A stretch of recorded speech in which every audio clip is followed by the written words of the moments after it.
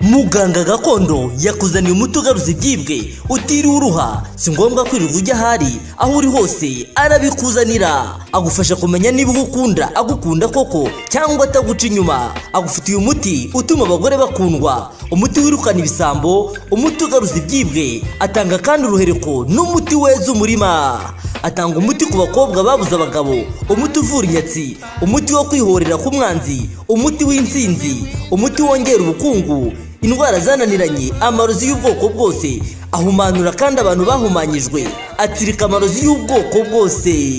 Ahumanura ibibanza bikagurwa byihuse. Muganga gakondo atanga uruhereko cyangwa umurinzi, akoresha imbaraga z'abakurambere, akoresha kandi amahembe y'inkorongo. Aragufasha wowe urwara igifu, impyiko, kubura imihango, guca imyeyo, ababuze urubyaro, abashaka uruhereko, abarwaye asima, diyabete, iseru, kubyimba amaguru, kubura imihango n'izindi ndwara zitandukanye. Kandi waba uri mu Rwanda cyangwa se mu mahanga, muganga aragufasha. Muhamagare